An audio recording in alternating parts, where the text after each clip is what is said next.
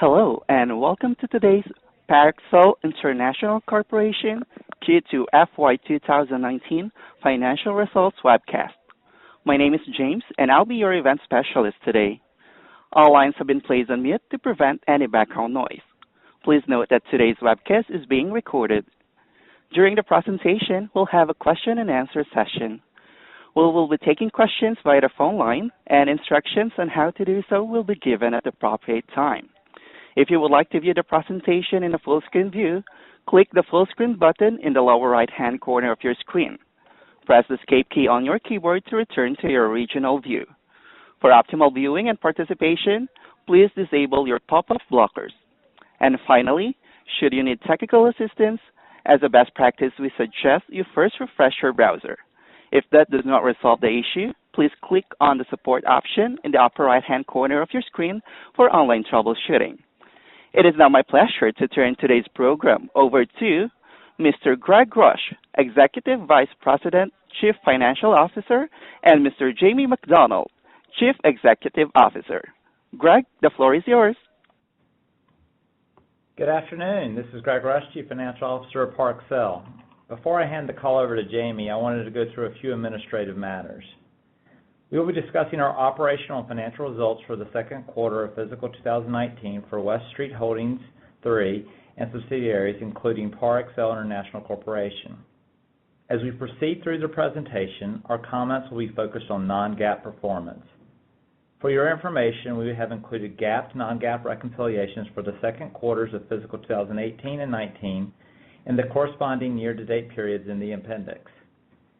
You can find a copy of our quarterly results for the 3 months and 6 months ended December 31, 2018, as well as a copy of the slides we are referencing today on our Intralinked exchange under Parexel International Corporation for note holders, or on Centrax posted by Bank of America for banks and Term Loan B investors. If you do not have access, please contact your Bank of America contact or Brett Davis, Associate General Counsel of Parexel International at brett.davis@parexel.com. I also wanted to remind everyone on the call that by participating in this call and reviewing the materials posted today, you have agreed to keep everything discussed and presented as confidential. Please refer to slide 2, which includes important disclaimers regarding forward-looking statements and the use of non-GAAP figures, which you should take into consideration. It should be noted that this is a public call, including the Q&A. Before I discuss our financial results, I wanted to turn the call over to Jamie McDonald, Chief Executive Officer of Parexel, so he can provide an update on our operational and strategic focus. Greg, thank you, and good afternoon, everybody. It's good to join you today to discuss key initiatives that we have implemented and that are being implemented, which we believe will place Parexel on the trajectory of strong top-line growth and profit margin expansion. As we approach my 1-year anniversary of joining Parexel, I want to start by thanking our incredibly talented and dedicated employees across the globe. I'm very proud to call them my colleagues. Our initial focus this past year and over the foreseeable future has been, firstly, on bringing together the right leadership team to drive future growth. Secondly, better integrating our sales, operations, and finance functions to meet our customers' needs.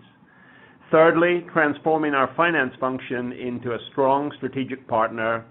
And then finally, developing and implementing a new strategy to galvanize our employees and our go-to-market messaging. I believe we've brought together some of the best leaders in the industry to drive our future growth. First, we have an incredibly talented team here at Parexel, and I've been very impressed with the expertise and client service focus that we have here. We have also attracted new talent over the past year into key roles across the organization, including commercial, operations, and finance. Our newly formed executive and broader senior leadership team are transforming the organization to bring our commercial, operational, and finance teams closer together, to make it easier for our customers to do business with us, and also to deliver sustained operational excellence. A few examples of this focus include ensuring our large strategic partnerships accounts are getting the high quality service they deserve, We now regularly conduct holistic, customer-focused project and portfolio reviews with repeat business and share of wallet as key metrics of performance and customer satisfaction. Creating our new biotech division that is focused on an integrated customer-centric operating model, we believe our deep scientific expertise and experience, along with class-leading development and commercial consulting services, provides key differentiators to better penetrate this market. We intend to better leverage our consulting offerings with emerging biotech, as we believe these types of services provide early opportunities to build sustainable relationships with these customers that lead to downstream repeat work in the main phase 2, phase 4 clinical trial space. Next, we are significantly strengthening our finance and accounting teams. As many of you may know, I started my career on the finance side of the house as a chartered management accountant.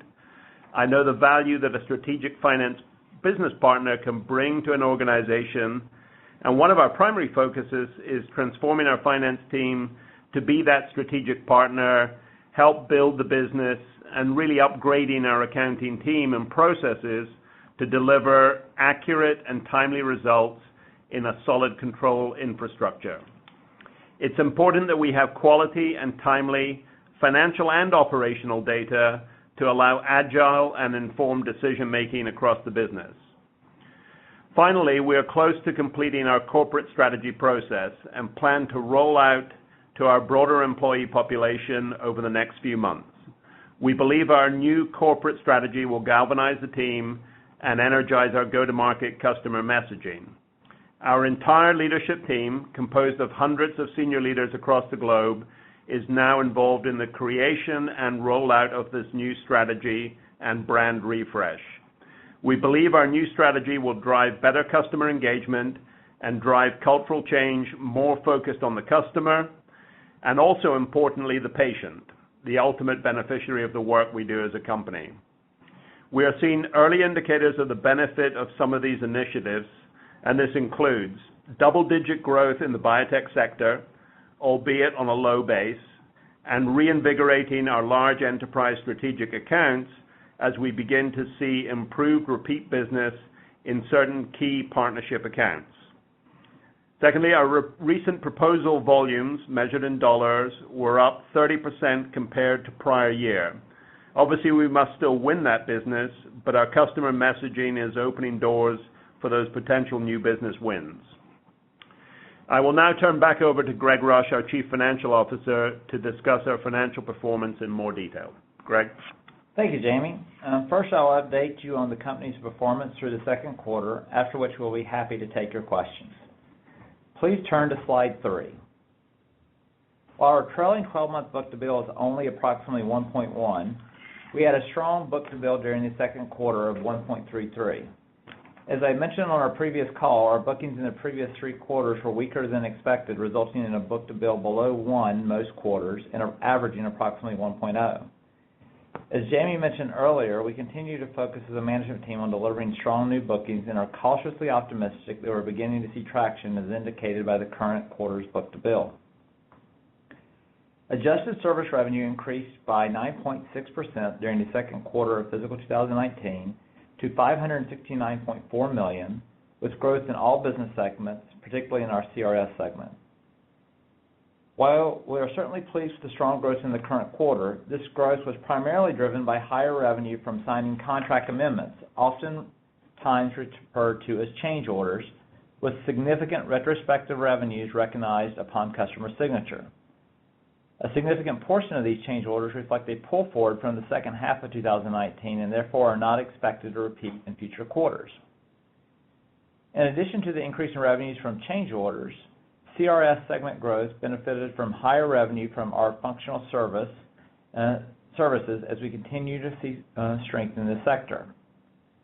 Next, our CCS segment has continued to improve primarily due to higher revenues from our Health Advances offering and higher regulatory compliance services, partially offset by lower medical communication revenues.